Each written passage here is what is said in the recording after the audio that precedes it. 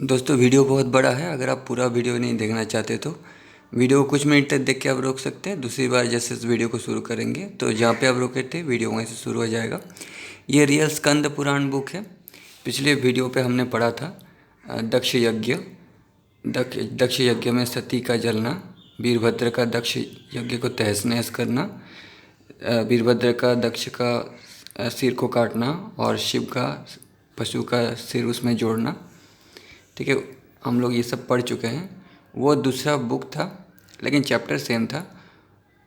उस बुक में 81,000 श्लोक था लेकिन इस बुक में 10,000 श्लोक हैं। सभी जो प्राचीन बुक होते हैं उसमें श्लोक सिर्फ 10 से 18,000 तक ही होते हैं या 20,000। तो इसलिए हम लोग सबसे पुराना बुक ही पढ़ेंगे। इसमें श्लोकों की संख्या सबसे कम है, सिर्फ 10,000 श्लोक ही हैं इसमें, या 12,000, लेकिन उससे ज़्यादा नहीं होगा। लिंग प्रतिष्ठान वर्णन। ऋषिगण ने कहा है महाभाग, भगवान शिव का त्याग करके, तो बहुत सारे बुक है।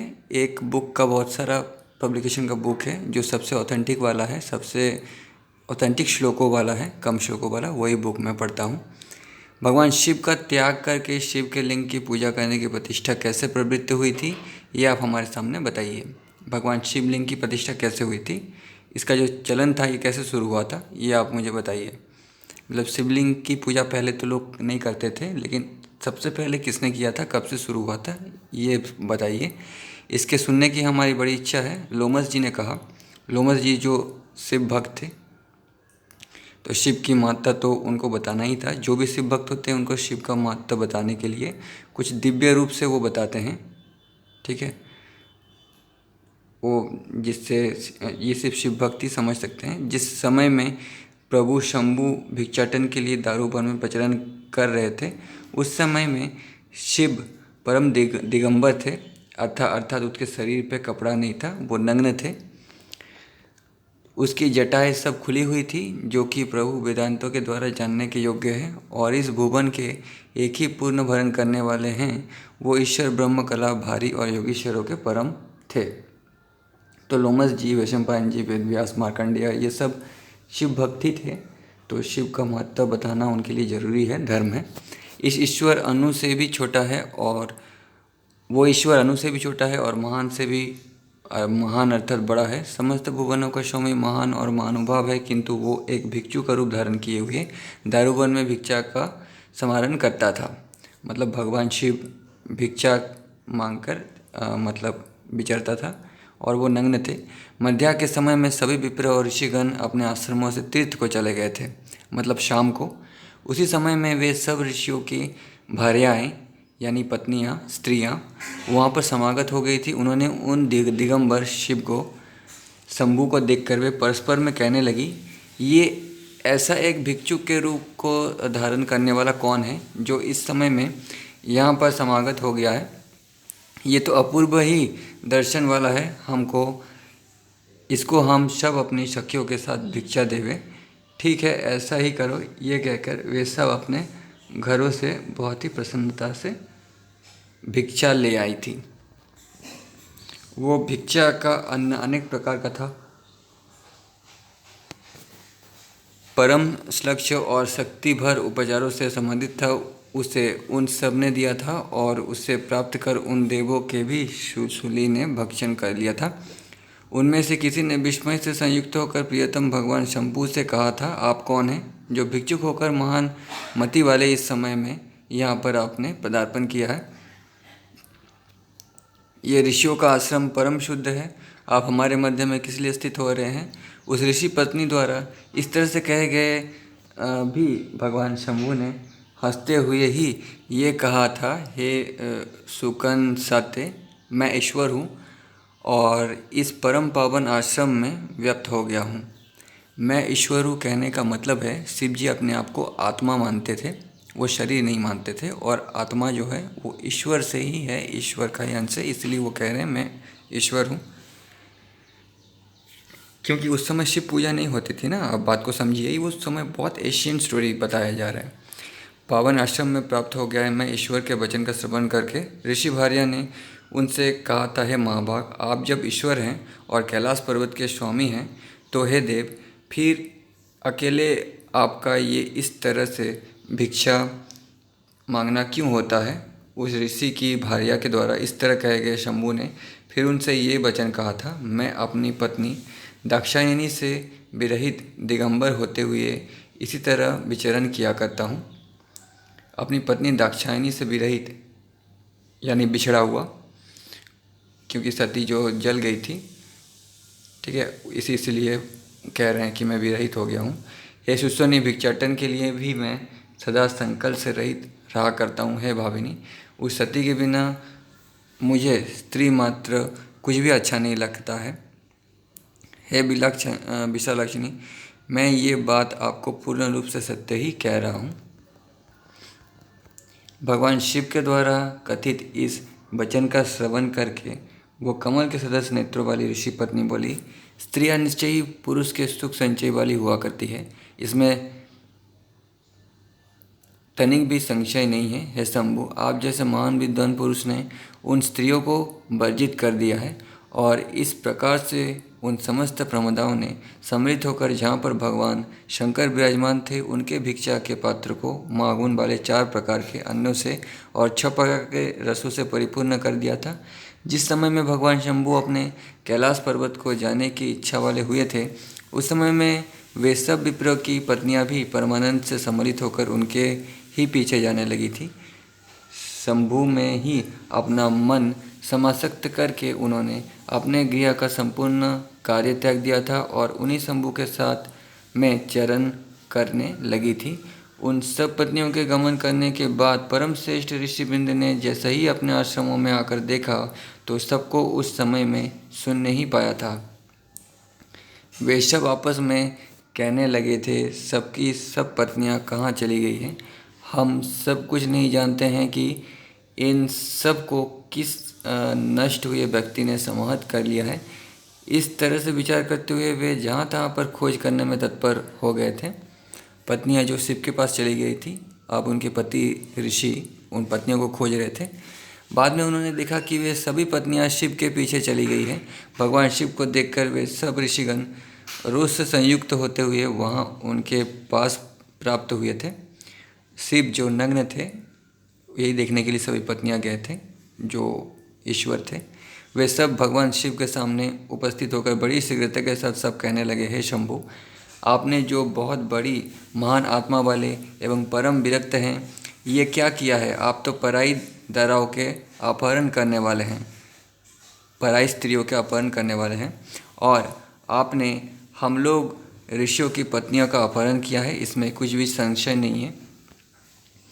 अपने कैलाश पर्वत पर जाते हुए भी भगवान शिव इस प्रकार से समाक्षिप्त होते हुए भी मौन धारण किए हुए थे। उस समय में उन अव्यय महादेव जी को ऋषियों ने प्राप्त कर लिया था, मतलब शिव जी के सामने पहुंच गए थे। क्योंकि आप कलत्र का हरण करने वाले हैं, इसलिए बहुत ही शीघ्र आप संड हो जाएंगे। मतलब ऋषियों ने शिव को श्राप दिया कि आप संड हो जाएंगे, मतलब आपका लिंग आपसे अलग हो जाएगा, मतलब शरीर का जो लिंग है, पीनस है, वो अलग हो जाएगा।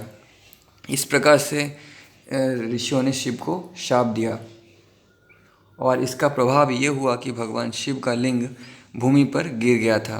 भूमि पर प्राप्त हुआ वो लिंग बड़े ही वेग से महान होकर बढ़ने लग गया था। वो लिंग 7 पातालों को समावृत करके क्षण भर में ही वो लिंग नीचे से ऊपर की तरफ बढ़कर आ गया था, संपूर्ण पृथ्वी को व्याप्त करके। फिर उस लिंग ने संपूर्ण अंतरिक्ष को व्याप्त कर लिया था, सभी स्वर्गों को समाविष्ट कर लिया था और इसके उपरांत स्वर्ग से भी अतीत हो गया था। यही दिशाओं और समुद्र, जल, पावक, वायु, आकाश, अहंकार, मतल, अव्यक्त काल और महाप्रकृति, ये सभी एकमय हो गए थे।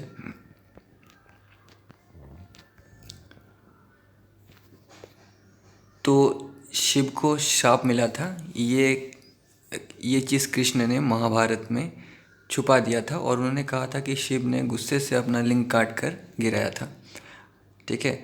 जबकि कृष्ण भी शिव के ही उपासना करते थे, भक्त थे ऐसा नहीं थे, लेकिन उपासना करते थे। तो शिव के बारे में ये जो शाप है उन्होंने छुपाते हुए कहा था महाभारत में। मेरा महाभारत के वीडियोस भी आप देख सकते हैं। उस भगवान सदाशिव के लिंग की वृद्धि के कारण द्वैत विभाग ही नहीं रहा था, उसी क्षण में सब लीन हो गए थे, क्योंकि ये संपूर्ण जगत उन महात्मा के लिंग में लीन हो गया था। लय हो जाने से मनुष्यगण सब कुछ को लिंग ही कहते थे, क्योंकि सर्वत्र उन्हें लिंग के दर्शन होते थे और अन्य सभी उसी में लीन हो गए थे। उस प्रकार से बद्धमान होकर सर्वत्र व्याप्त हुए शिव के उस लिंग को देखकर वे सब सुरश्रीगण, ब्रह्मा, इंद्र, विष्णु, वायु, अग्नि, समस्त लोकपाल, पनग आदि सभी विस्मय से समाविष्ट मन वाले होकर आपस में कहने लगे थे, इसका कितना आयाम है, कैसा विलक्षण है, कैसा विस्तार है, यानी कितना लंबा है, इसका कहाँ पर अंत है और कहाँ इसकी पीठिका है। इस तरह की चिंता से अत्यंत समाकुल हुए सब सुरों ने उस समय में भगवान विष्णु से कहा था। देवों ने कहा, हे विष्णु, हे पद्म से उद्भव प्राप्त करने वाले, आप इसका मूल और मस्तक दोनों ही के द्वारा देखने के योग्य हैं और आप दोनों ही समुचित परिपालक हैं। इसको भगवान विष्णु और ब्रह्मा जी ने श्रवण करके दोनों महाभागों ने ये जानने का विचार किया था। भगवान विष्णु तो पाताल लोक को गए थे और ब्रह्मा जी ऊपर की ओर स्वर्गलोक में ये ज्ञान प्राप्त करने के लिए गए थे। स्वर्ग में गए ब्रह्मा जी अवलोकन करने परायण हो गए थे, किंतु विचक्षण ब्रह्मा जी ने उस शिवलिंग का मस्तक वहाँ पर कहीं भी नहीं देखा।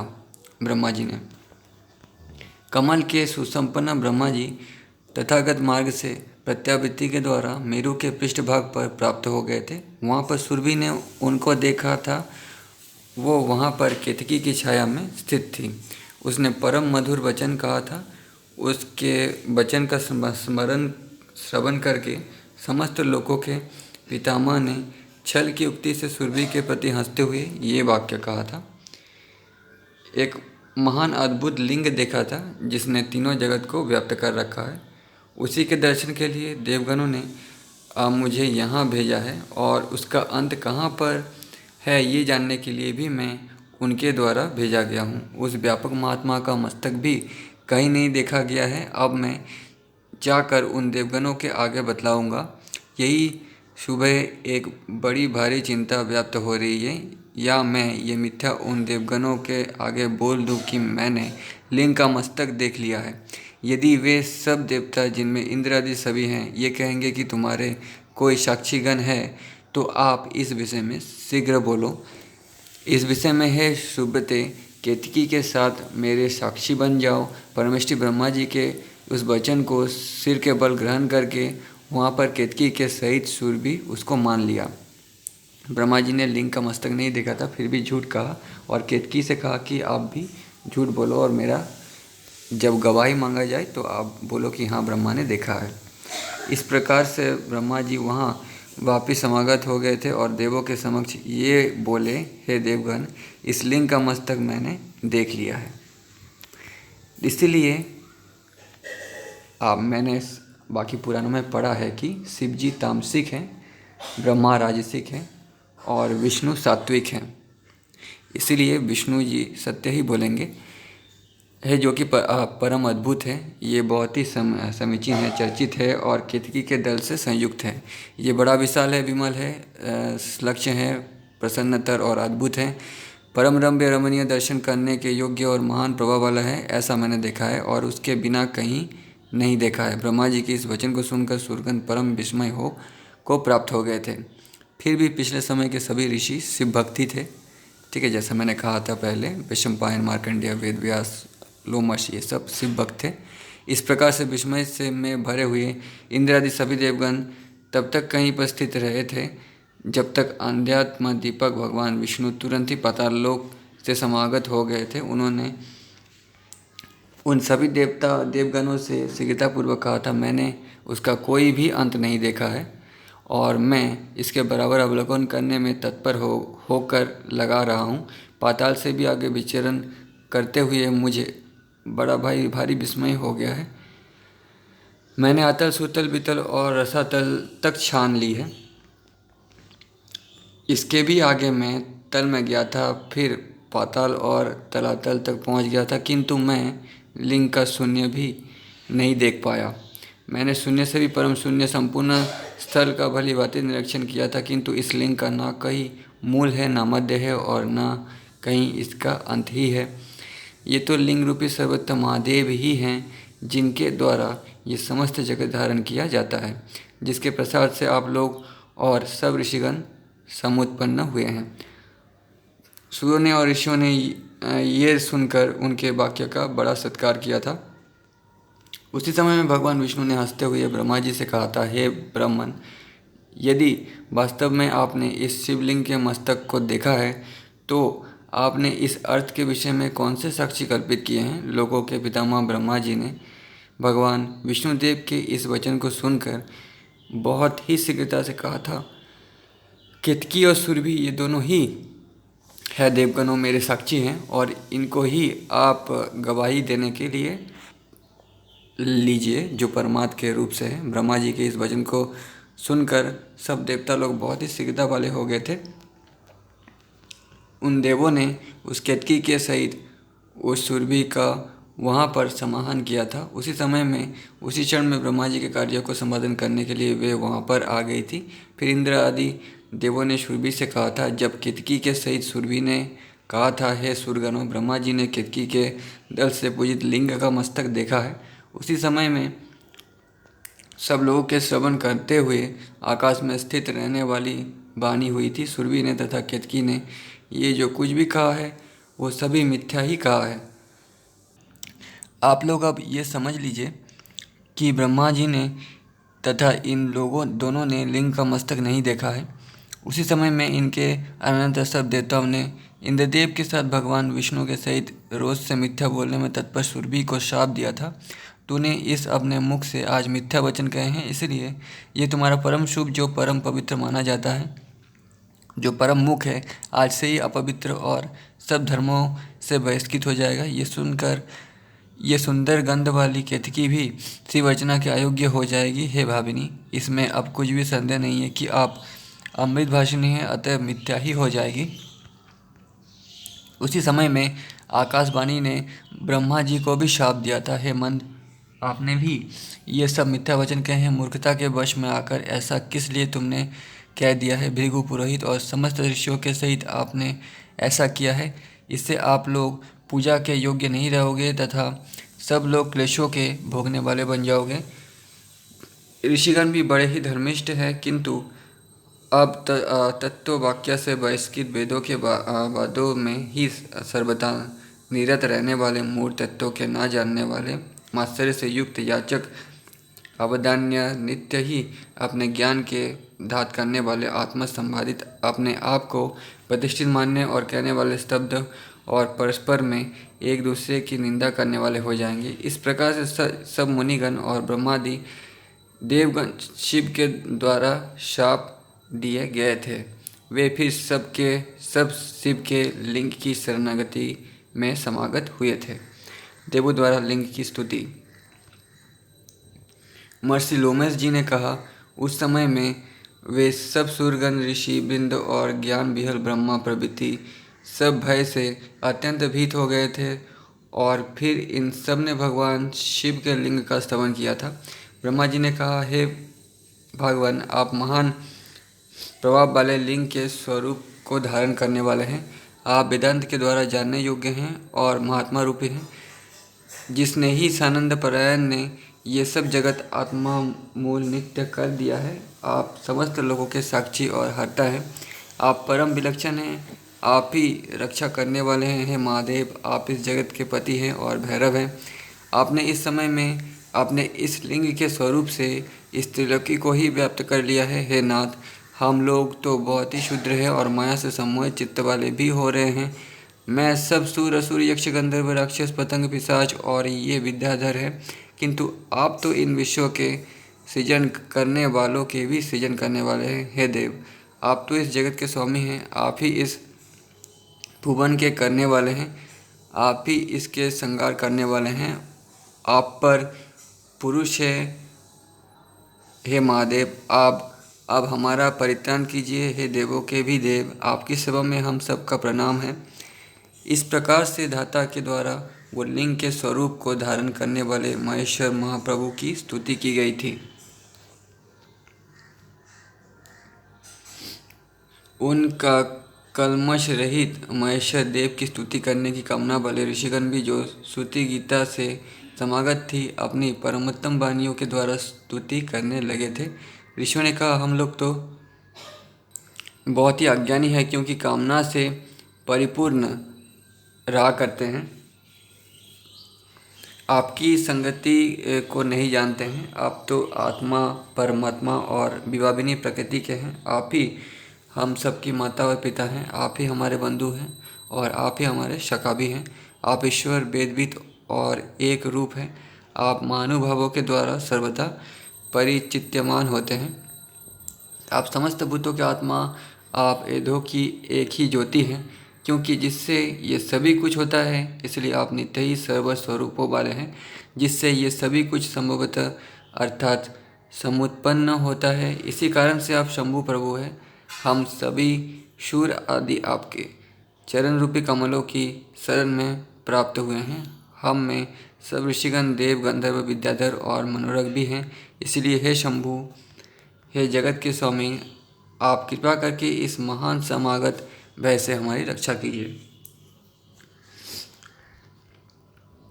श्री महादेव जी ने कहा, आप लोग आज मेरा वचन सुनो और स्वरा से सम्मानित होकर उसी काम को आप लोगों को करना भी चाहिए। आप सब लोग शीघ्रता से सम्मानित होकर, हे तपोधनों, आप लोग सब विष्णु की प्रार्थना करो। महान आत्मा वाले भगवान शंकर के उस वचन को सुनकर उस समय में सब सुरगणों ने भगवान विष्णु को नमस्कार करके उनका स्तवन करना आरंभ कर दिया। देवगण ने कहा, क्योंकि विष्णु ने ही शिव को जो है अनलिमिटेड बताया था। विष्णु शिव का अंत है, लिंग का अंत खोज सकते थे, लेकिन फिर भी वो दूर तक जाकर कहने लगे कि अंत नहीं है। इसलिए धन्यवाद के लिए शिव जी कह रहे हैं विष्णु की प्रार्थना करो। या फिर विष्णु ने सत्य कहा था, इसलिए विष्णु को सात्विक कहा जाता है। नमस्कार करके उनका स्तवन करना आरंभ कर दिया है देवगणों ने। हे जगत के एक बंधु, समस्त सूरगण, ऋषि बिंदु और विद्याधरों द्वारा समस्त आज आपके द्वारा ही रक्षित हैं और हो रहे हैं। हे कृपा करने वाले, आप तो इस त्रिलोकी के नाथ हैं, जगत के ईश है और इस जगत के आश्रय है। उसी भांति जैसे समय समय पर आप रक्षा करते रहे हैं, अपने इन जरों का परिपालन कीजिए। उस समय में भगवान विष्णु हंसकर ये वचन बोले थे, आप लोगों को पहले दैत्यों ने पीड़ित किया था, तो मैंने आपकी सुरक्षा की थी। आज ही इस लिंग से चिरंतर भय उत्पन्न हो गया है। हे सूरगणों, इस लिंग के महान भय से आपका त्राण नहीं कर सकता हूँ। जब भगवान अच्युत ने इस प्रकार से कहा तो वे देवता लोग परम चिंता में आतुर हो गए थे। उसी समय में आकाशगामिनी वाणी ने समस्त सूर्यों को आश्वासन प्रदान करते हुए कहा था, हे जनार्दन, पूजन के लिए इस लिंग का संवरण कीजिए। हे महाबाहु, पिंडीभूत होकर इस समस्त चराचर जगत की रक्षा कीजिए। तब भगवान ने तथास्तु ऐसा ही होगा ये मानकर वीरभद्र ने अभिपूजन किया था। उस समय में द्वैत से सम्मानित ब्रह्मा आदि महान सूरगणों के द्वारा शिव की समर्था के विधान में रति रखने वाले महात्मा वो वीर संपूजित हुए थे, जो चंद्र को मस्तक में धारण करने वाले शिव के परम प्रिय और त्रिभुवन में भगवान रुद्र के ही तुल्य थे। उस अवसर में ये वीरभद्र शिवलिंग की अर्चना में समायुक्त हो गए थे। यह लिंग साक्षात उन शिव के ही स्वरूप वाला था, जिसके द्वारा ये संपूर्ण जगत अद्भुत होता है, स्थिति को प्राप्त होता है और विलय को प्राप्त हुआ करता है। हे तत्वों के ज्ञातागणों, लय हो वैसे ही लिंग इस नाम से कहा गया है। ब्रह्मांड गोलकों के द्वारा व्याप्त तथा रुद्राक्ष से विभूषित ये लिंग सभी के लिए फूर्तिक्रम वाला महान सुसंपन्न हो गया था। उस समय में समस्त देवगण और महती कृपा से सुसंपन्न ऋषिगणों ने वेद वादों के द्वारा पृथक पृथक स्तवन किया था। हे देव, आप अनु से भी अधिक अनु हैं और आप महान से भी अधिक महान हैं, इसलिए आपके द्वारा सभी को लिंग का पूजन करना चाहिए। उसी समय में भगवान शर्व ने बहुत से लिंग कर दिए थे। सत्यलोक में ब्रह्मेश्वर नाम वाला लिंग है और बैकुंठ में सदाशिव है। अमरावती में वारुणी दिशा में वरुणेश्वर और यामी दिशा में कालेश्वर प्रभु संस्थापित हुए हैं। नैऋत्य दिशा में नैऋत्येश्वर और वाक्यकोण में पावनेश्वर विराजमान हुए हैं। इस मृत्युलोक में केदार तथा अमरेश्वर स्थापित हुए। नर्मदा में ओंकार और महाकाल प्रतिष्ठित हुए थे। काशीपुरी में विश्वनाथ और प्रयाग में ललितेश्वर हैं। पद्मगिरी में त्र्यंबक हैं। कली में भद्रेश्वर और गंगा सागर संगम में दक्षा रामेश्वर लिंग विराजमान है। सौराष्ट्र में सोमेश्वर लिंग है। विंध्य में सर्वेश्वर तथा श्रीशैल में शिखरेश्वर नाम वाला लिंग प्रतिष्ठित है। क्रांति में मल्लाल नाथ तथा सिंगल में सिंहनाथ नामक लिंग विराजमान है। विरूपाक्ष लिंग कोटिशंकर त्रिपुरात्मक भूमेश अमरेश्वर योगेश्वर और पाताल में हाटकेश्वर लिंग है। इस प्रकार से उपरोक्त अनेक लिंग इस त्रिभुवन में प्रतिष्ठित है और उस समय में संपूर्ण विश्व के उपकार के लिए देवगणों ने इन्हें स्थापित किया है।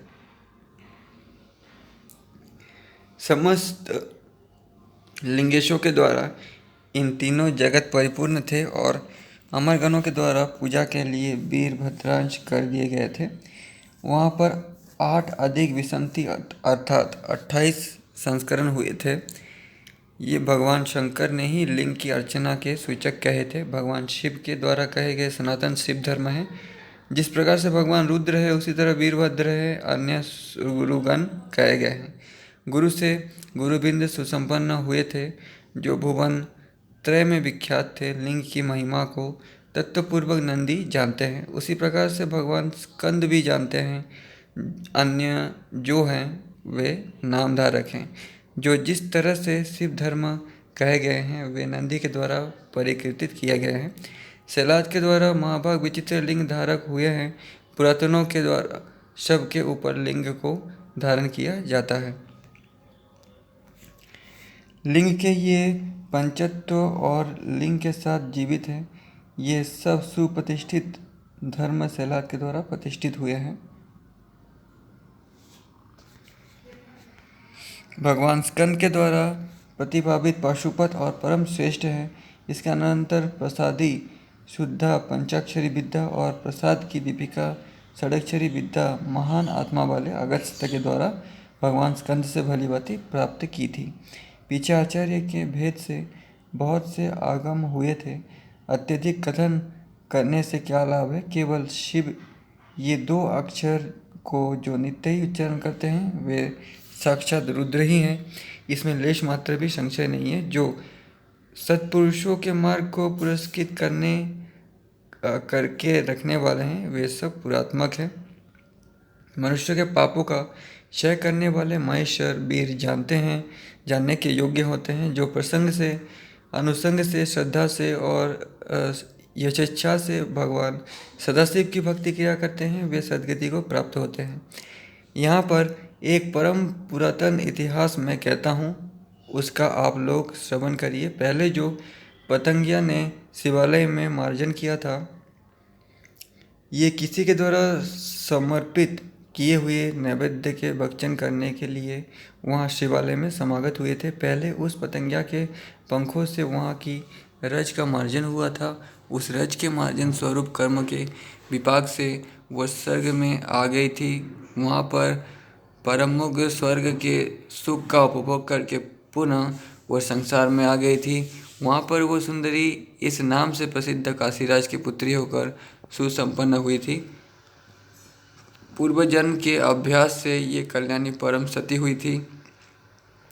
प्रत्येक दिन में प्रातःकाल के समय में वो ततोंगी सदा भगवान शिव के द्वार पर रत रहा करती थी और परम भक्ति से युक्त होकर वहाँ पर शिवालय में समार्जन किया करती थी। उस समय में राजकन्या सुंदरी स्वयं ही शिवालय के मार्जन को क्रिया करती थी। उस प्रकार से समार्जन करने वाली उसको देखकर उद्दालक ऋषि ने उससे कहा था, हे कन्या के, हे सुचि स्मित वाली, आप तो परम सुकुमारी हैं और परम सती हैं। यहाँ पर आप स्वयं ही ये शिवालय का समार्जन क्यों करती हैं। हे देवी, आप तो राजकन्या हैं, आपके तो दास और दासियाँ ही अनेक हैं जो आपके आगे ये सभी समार्जन आदि कर्म आपकी आज्ञा से ही कर लेंगे। ऋषि के उस वचन को श्रवण कर वो हंसकर ऋषि से ये बोली थी, जो नर और नारियां शिव की भक्ति की भावना से निमग्न होकर शिव की सेवा किया करते हैं, वे निश्चय ही शिव के लोक में गमन किया करते हैं। जो अपने हाथों से ही स्वयं समार्जन किया करते हैं तथा अपने पैरों से चलकर शिवालय तक गमन किया करते हैं, उन्हें ही शिवलोक को प्राप्त हुआ करती है। इसी कारण से मेरे द्वारा स्वयं ही निरालस्य होकर यहाँ पर नित्य ही समार्जन किया जाता है। इस एक समार्जन के अतिरिक्त अन्य मैं कुछ भी नहीं जानती।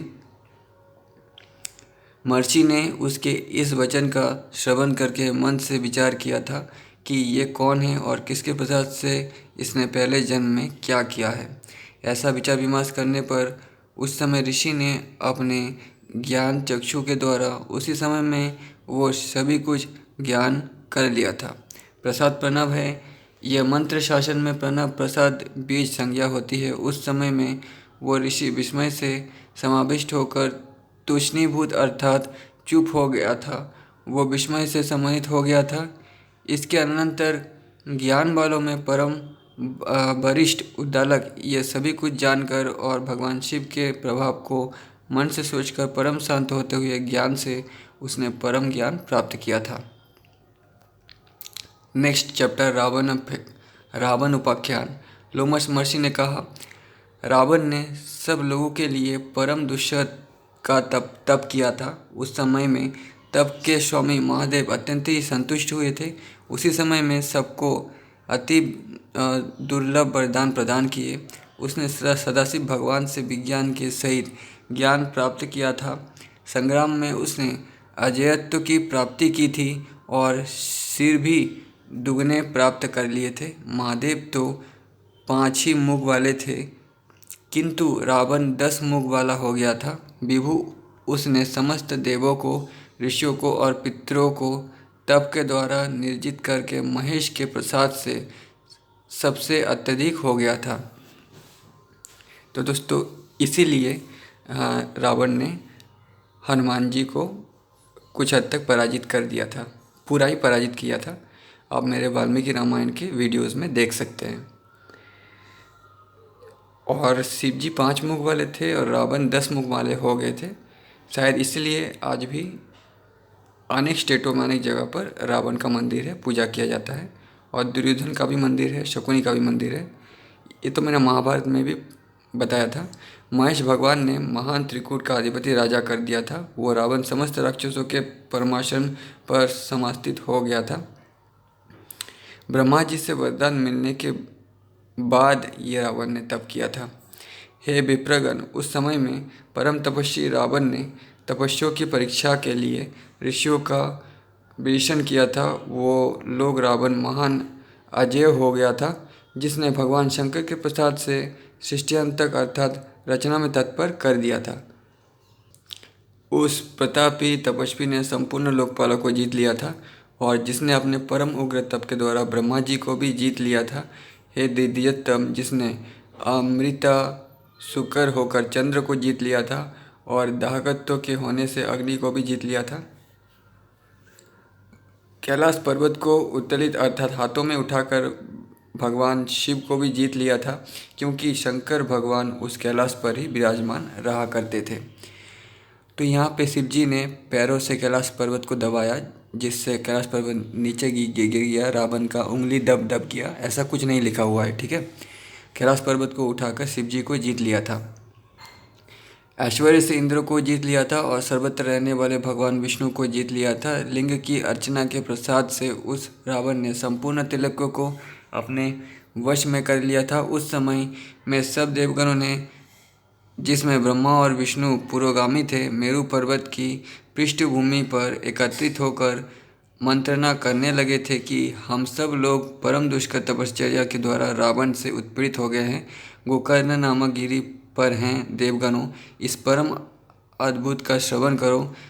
जिस महात्मा ने साक्षात शिव के लिंग का अर्चन किया है, ज्ञान के द्वारा गान करने योग्य, ज्ञान के द्वारा जानने के योग्य जो भी परम अद्भुत है, वह सभी कुछ सबके लिए दुर्तिक्रम रावण ने ही किया है। उस महात्मा रावण ने परम वैराग्य में समास्थित होकर और उससे भी अधिक औदार्य में स्थित होकर ममता का पूर्ण रूप से त्याग कर दिया था। महान भुजाओं वाले उसने 1 सहस्त्र वर्ष तक घोर तपश्चर्या करते हुए अपना मस्तक हाथ में लेकर उसे लिंग की पूजा के लिए समर्पित कर दिया था।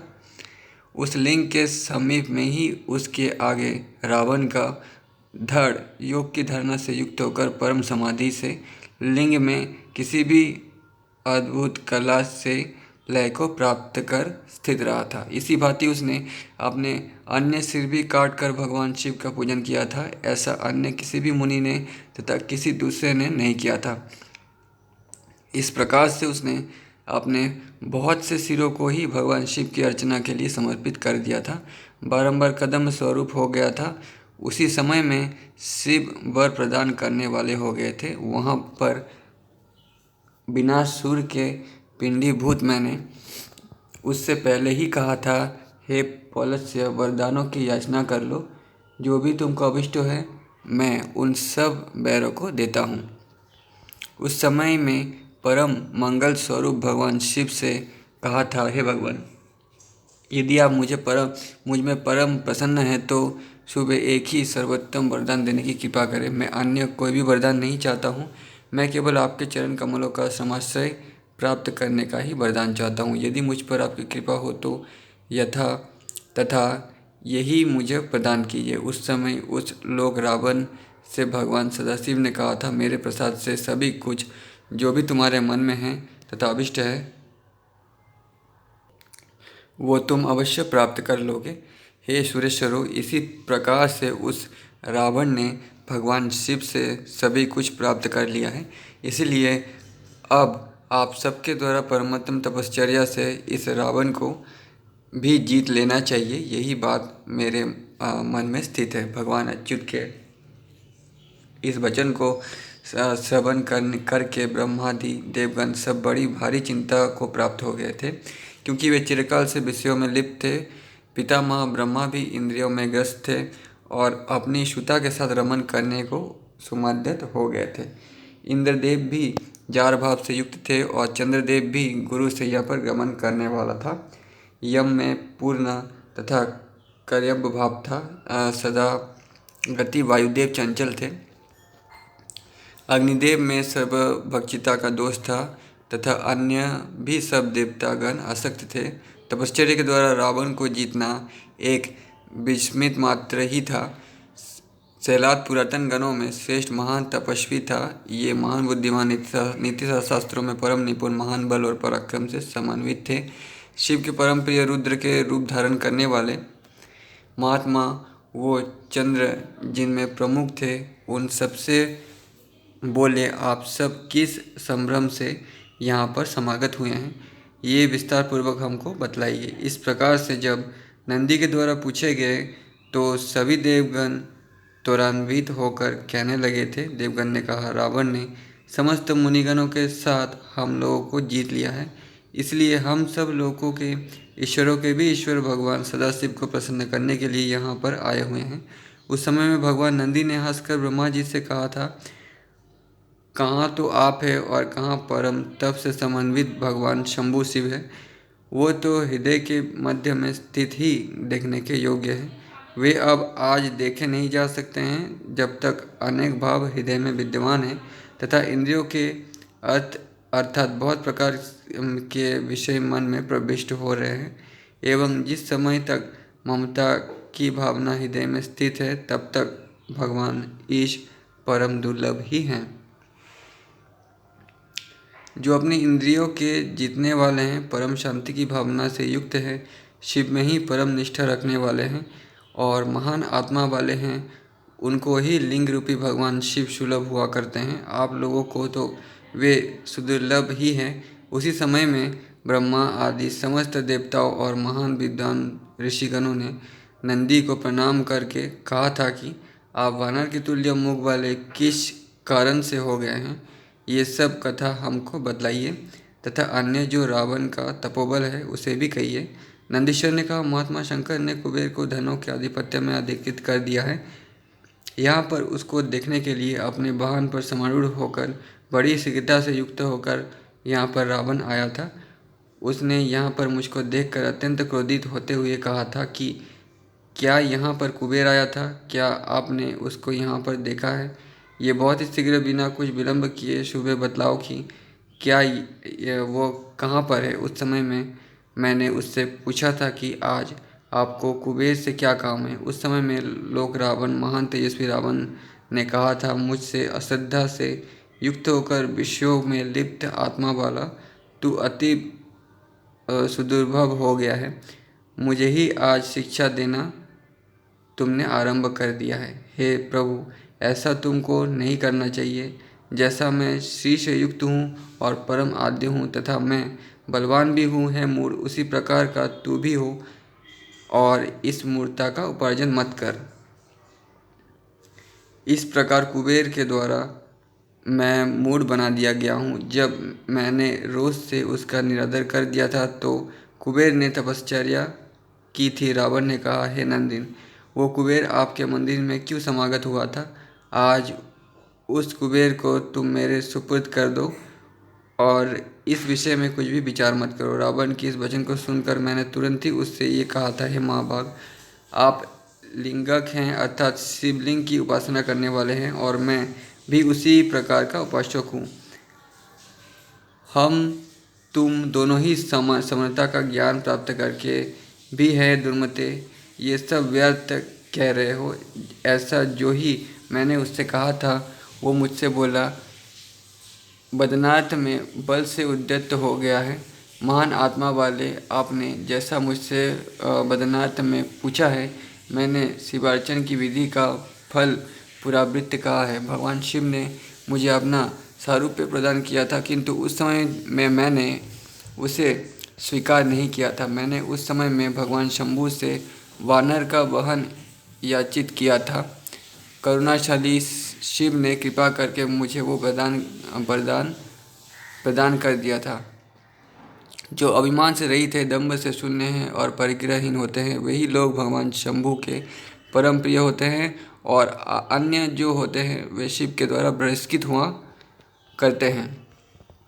तपोबल से रावण ने मेरे साथ उस प्रकार से कहा था कि श्रीमान, मैंने तो भगवान शंभु से दशमुख के हो जाने की याचना की थी। हे शूरगण, ये उस समय में पौलस्त्य का परम उपहास करने वाला वाक्य था। उस समय में लोगों को डराने वाले उस रावण को मैंने शाप दे दिया था, जिनको ऐसे ही मुख हुआ करते हैं। जिस समय में उनसे युक्त महान तपस्वी कोई नरबरिया होगा, वो सहसा मुझको आगे करके मार डालेगा, इसमें कुछ भी संशय नहीं है। इस तरह से मेरे द्वारा शाप दिया हुआ है ब्राह्मण।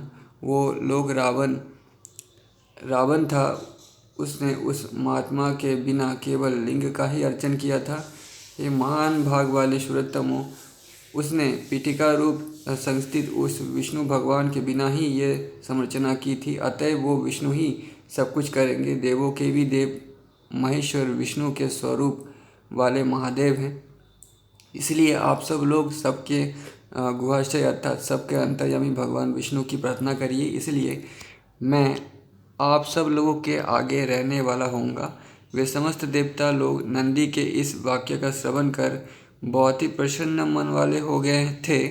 फिर वे सभी वैकुंठ में समागत हो गए थे और वाणियों के द्वारा भगवान विष्णु की स्तुति करने लगे थे। देवगणों ने कहा, हे देवों के भी देव, आप तो इस संपूर्ण जगत के स्वामी हैं। भगवान, आपके लिए हमारा नमस्कार है। इस संपूर्ण चराचर जगत के आप ही एकमात्र आधार हैं। हे विष्णु, पिंड रूपी आपने इस लिंग को धारण किया है। महाविष्णु के स्वरूप से आपने मधु और केटभ दोनों असुरों का हनन किया था। आपने कमठ रूप से मंदराचल को धारण किया था तथा आपने बराह के स्वरूप में समस्थित होकर हिरण्याक्ष का वध किया था। नरसिंह के स्वरूप को धारण करके आपने हिरण्यकशिपु दैत्य का हरण किया था और वामन रूपी आपने ही बलि दैत्य को वध किया था। भृगु के वंश में जन्म धारण करके कार्तिवीर्य के पुत्र शास्त्रचून का हरण किया था। हे महाविष्णु, उसी भांति से यहाँ पर भी हमारी रक्षा आप कीजिए। रावण के इस भय से आप बहुत ही शीघ्र पुनः रक्षा के योग्य होते हैं। इस प्रकार से देवगणों के द्वारा भूतों पर दया करने वाले भगवान समस्त देवों से जगन्मय वासुदेव बोले, हे देवगणों, आपके इस प्रस्ताव के सदस्य मेरा महान वाक्य श्रवण करो, सुनो। आप सभी लोग अत्यंत शीघ्रता से समन्वित होते हुए शैलाद को अपने आगे करके वानेरी शरीर का समस्या ग्रहण करते हुए अवतारों को करो। यानी किसी वानरी यानी फीमेल वानर के साथ रमण करके वानर वाला बच्चे पैदा करो, यानी अवतार ग्रहण करो। यानी देवताओं के अंश वानर ही थे, इसलिए ऐसा कहा जाता है। रामायण में भी लिखा गया है, आप मेरे वाल्मीकि रामायण के वीडियोस देख सकते हैं। मैं फिर अज्ञान से समावित होकर मनुष्य होऊंगा और राजा दशरथ के घर में अयोध्यापुरी में जन्म ग्रहण करूंगा। आप सब लोगों के कार्य की सिद्धि के लिए मैं ब्रह्म विद्या की सहायता वाला होऊंगा। वो ब्रह्म विद्या राजा जनक के गृह में जन्म ग्रहण करेगी। परम भक्त रावण साक्षात शिव के ध्यान में परायण होकर महान तपश्चर्या के युग जब, तो देखिए यहाँ पे मेरी पत्नी यानी मेरी स्त्री लक्ष्मी राजा जनक के घर में जन्म ग्रहण करेगी, ऐसा कुछ नहीं लिखा गया है, ठीक है। और रामायण में भी कहीं नहीं लिखा गया है कि सीता लक्ष्मी थी। सीता में बहुत सारे काफ़ी सारे छोटे दोस्त भी थे। वो गाली दिया करती थी और गुस्सा भी होती थी। ये भी मैंने रामायण में वाल्मीकि रामायण में पढ़ा है। आप वाल्मीकि रामायण की वीडियोस भी पढ़ सकते हैं। तो उनकी जो विद्या है, विष्णु की विद्या, वो राजा जनक के घर में जन्म ग्रहण करेगी। परम भक्त रावण साक्षात शिव के ध्यान में परायण होकर महान तपश्चर्या से युक्त जब ब्रह्म विद्या की इच्छा करेगा, तो उसी समय में वह धर्म निर्जिता पुरुष सुसाध्य हो जाएगा। जनक के घर में जन्म ग्रहण करेगी का मतलब ये नहीं है कि जनक ही जन्म देंगे। जनक के घर में मतलब जनक की तो एक और भाई भी था, ठीक है। और उर्मिला और भरत शत्रुघ्न की जो पत्नियां थी वो भी राजा जनक के ही घर में थी, तो ये वो भी हो सकता है। उसी समय में वो धर्म निर्जिता पुरुष सुसाध्य हो जाएगा। परम मंगल स्वरूप भगवान विष्णु ने इस तरह से कहकर इंद्र के अंश से संबुद्ध बाली, अंशुमान का पुत्र सुग्रीव का, ऋक्ष कुंजर जामवंत ब्रह्मा के अंश से संभूत हुआ, शिलाद का तन्मय पुत्र नंदी भगवान शिव का प्रिय अनुचर था, और एकादश रुद्र रूप महर्षि था वो हनुमान। महर्षि था मतलब हनुमान पिछले जन्म में महर्षि था, ठीक है, उसी का हनुमान हुआ। इसी रीति से अपरिमित तेज धारण करने वाले भगवान विष्णु की सहायता करने के लिए अवतीर्ण हुए। ये सब वे सब सुरश्रेष्ठ तथा मेंद आदि ऋषिगण इसी प्रकार से यथा अवतीर्ण हुए थे, उसी भांति कौशल्या के आनंद का वर्धन करने वाले भगवान विष्णु सुसंपन्न हुए थे। समस्त विश्व के रमण करने से बुद्धों के द्वारा राम इस नाम से कहे जाते हैं। भगवान शेष भी विष्णु भगवान की शक्ति के कारण से तप के द्वारा इस भूमंडल में अवतीर्ण हुए थे, और शेष को विष्णु ही कहा जाता है। प्रतापी। तो दोस्तों, त्रेता युग और द्वापर युग दोनों युगों में बहुत डिफरेंस था। त्रेता युग के लोगों की सोच और द्वापर युग के मनुष्यों की सोच, जिस तरह से द्वापर युग और कलयुग के लोगों की सोच में डिफरेंस है, उसी तरह से तो यहाँ पे वाल्मीकि जी ने जो रामायण लिखा था उसी में सारी सच्चाई, उसी को आप सच मान सकते हैं। यहाँ पे कह रहे हैं कि शेष जी वाल्मीकि रामायण, जबकि वाल्मीकि ऋषि ने लिखा था कि चारों ही विष्णु थे, कोई भी शेष नहीं था। तथापि दौर्दन्य भी जो भगवान विष्णु के थे उस समय में अवतीर्ण हुए थे, और सारे पुराण द्वापर युग में या अंत में ही लिखे गए थे। वे दोनों दौर्दंड भुवन त्रय में भरत और शत्रुघ्न इन दोनों शुभ नामों से विख्यात हुए थे। जो मिथिला देश के स्वामी की कन्या थी वो ब्रह्मवादियों के द्वारा ब्रह्म विद्या कही गई थी, जो कि सूर्यों के कार्य की सिद्धि के लिए अवतीर्ण हुई थी। ये सीता हल के द्वारा भूमि के विकर्षण से उत्पन्न हुई थी। इसी कारण से उस समय में वो आन्विक्षिकी की विद्या सीता इस नाम से विख्यात हुई थी। ये मिथिला देश में सुसंपन्न हुई थी, इसीलिए वो मैथिली इस शुभ नाम से कही जाती है। वो राजा नगज के कुल में सुसंपन्न हुई थी, अतः वो जनक राजा इस नाम से विस्तृत हुई थी। ये अश्वों के नाश करने वाली ब्रह्म विद्या पहले वेदवती नाम से विख्यात हुई थी। उसको स्वयं राजा जनक ने ही परमात्मा विष्णु को प्रदान किया था। इसके अनंतर देवों के देव भगवान जगतपति उस विद्या के साथ में परमोग्र तप में यह परम मंगल प्रभु लीन हो गए थे। राजीव के समान लोचन वाले भगवान श्री राम रावण को जीतने की कामना वाले थे। उन्होंने देवगणों के कार्य की सिद्धि के लिए अरण्य का निवास किया था। शेष के अवतार वाले ने भी देवताओं के कार्य की सिद्धि के लिए अपनी पराशक्ति के द्वारा परम दुष्कर एवं महान तपश्चर्या की थी। शत्रुघ्न और भरत ने भी परम तप का तपन किया था। इसके उपरांत देवगणों के साथ तपश्चर्या से युक्त इन भगवान श्री राम ने 6 ही मासों के अंदर गणों के सहित रावण को मार डाला था। भगवान विष्णु ने शस्त्रों से उनका वध किया था।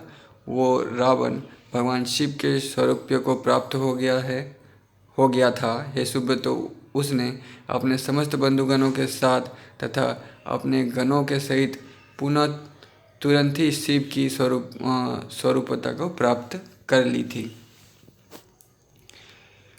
उसने भगवान शिव के प्रसाद से संपूर्ण द्वैताद्वैत की प्राप्ति कर ली थी। वो द्वैताद्वैत विवेक ऐसा है जिसको जानने के लिए इस विषय में बड़े बड़े महर्षिगण भी मोहित हो जाया करते हैं।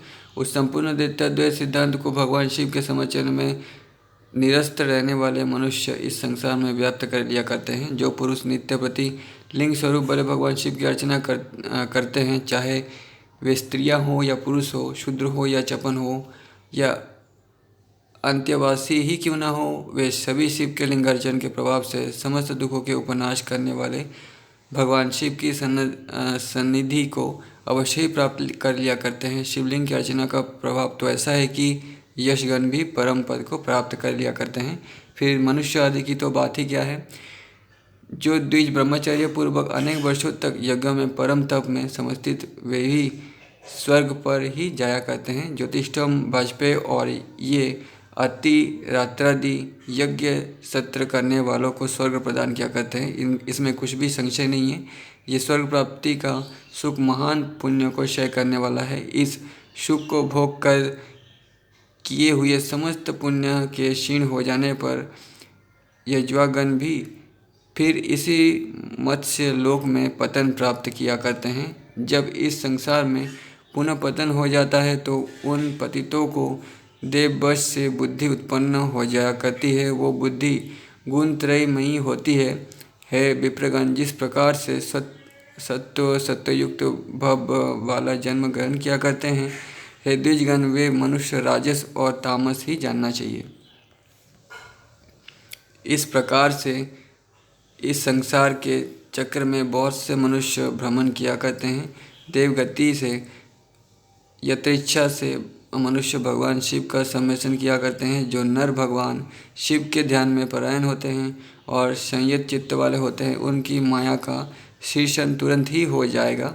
इसके अतिरिक्त अन्य किसी भी प्रकार से नहीं होता। जब माया का निरसन हो जाता है तो तुरंत सत्व रज तम इन तीनों गुणों का नाश हो जाया करता है। जब मनुष्य गुणों से अतीत हो जाया करता है तो वो मुक्ति के प्राप्त करने का पूर्ण अधिकारी हो जाता है। इसलिए समस्त देहधारियों को शिवलिंग का अर्चन अवश्य ही करना चाहिए। लिंग रूपी शिव होकर इस चराचर जगत का त्राण किया करता है। पहले मुझसे आप लोगों ने पूछा था कि ये भगवान शिव लिंग के स्वरूप को धारण करने वाले कैसे हुए थे। हे विप्रगण, वो सभी कुछ इस समय में यथातथ रूप से आप लोगों को कहकर बतला दिया है। लोक महेश्वर भगवान शिव ने गरुड़ का भक्षण कैसे किया था, इस सब को भी हे विप्रबिंद आप श्रवण कीजिए। मैं यथावत सब आपको बतला रहा हूँ। नेक्स्ट चैप्टर, गुरु की अवज्ञा से इंद्र का राज्य भंग। महर्षि लोमस ने कहा, एक बार सभा के मध्य में देवराज इंद्र स्वयं समस्थित हो रहे थे। उनके चारों ओर लोकपाल देव और ऋषिगण विराजमान थे। वो अप्सराओं के नृत्य को देखने में मग्न थे। गंधर्वगण आगे गमन कर रहे थे और सिद्ध और विद्याधरों के द्वारा उसके विजय यश का गान हो रहा था। उसी समय में शिष्यों के सहित देवराज के सुधी गुरुदेव उदार बुद्धि वाले महाभाग बृहस्पति वहाँ पर समागत हो गए थे। उनको देखकर सब देवगण सहसा उठ खड़े हुए और सबने उनको प्रणाम किया था।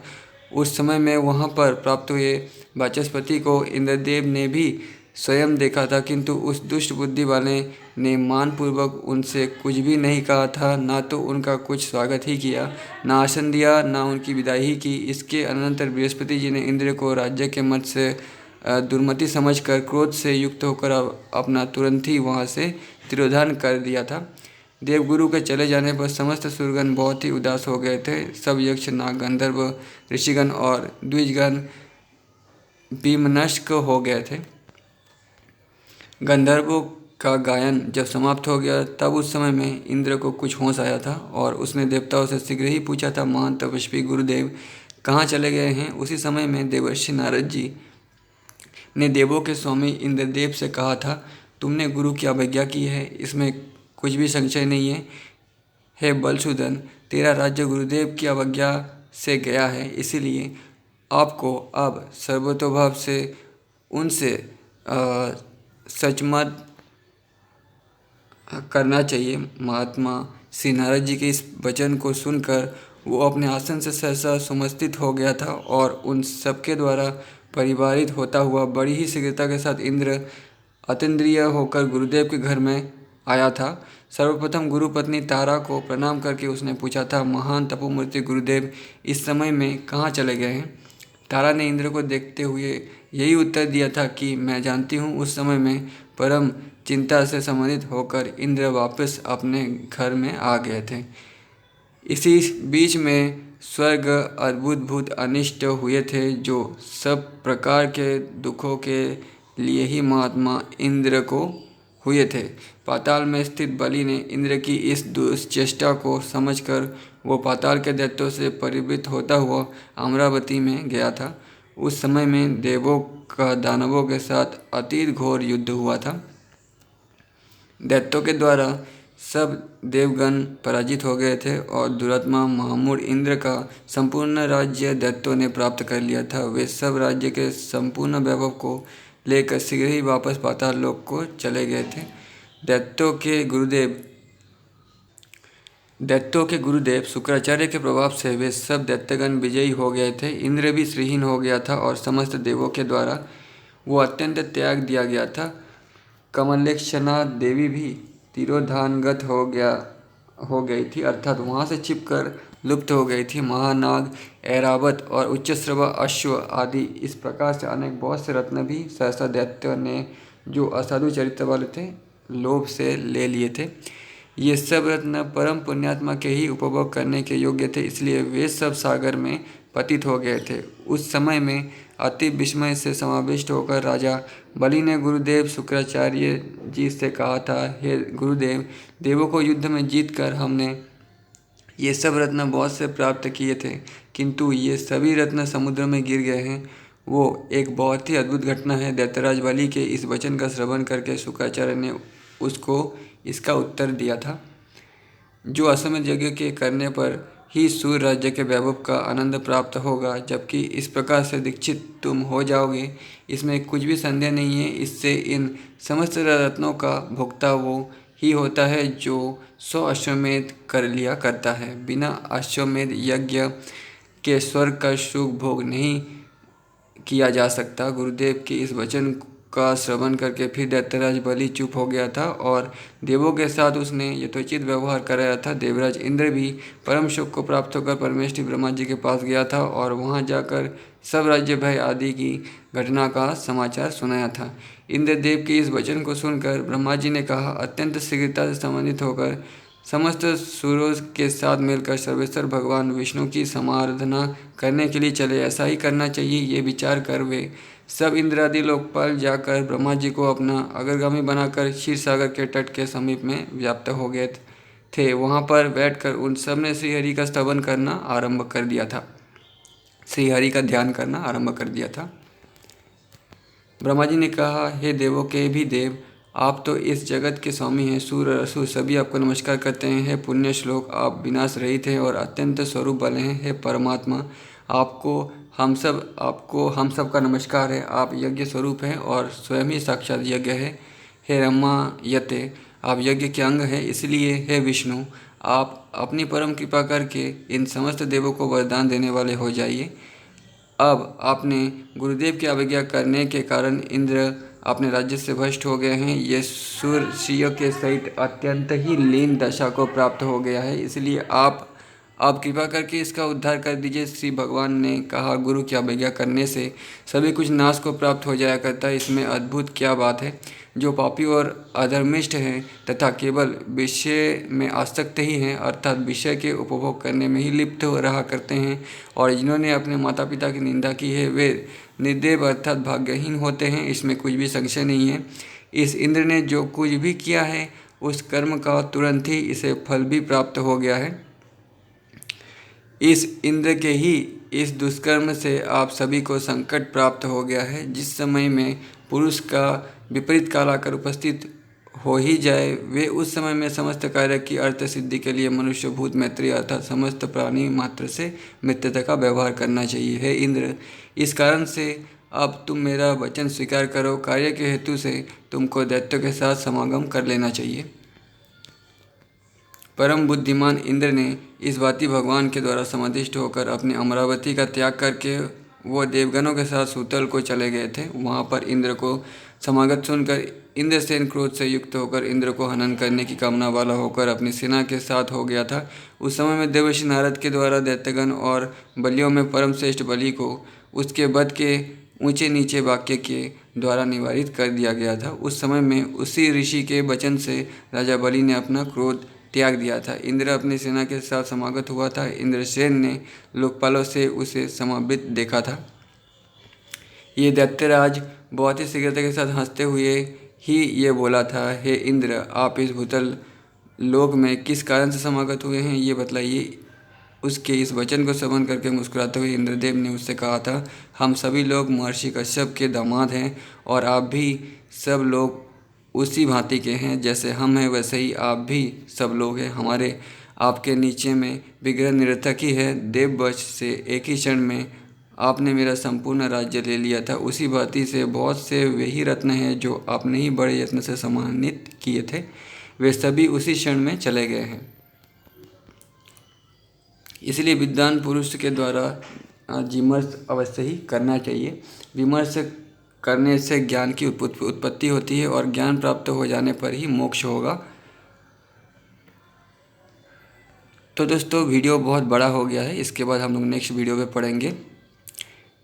तो तब तक के लिए धन्यवाद।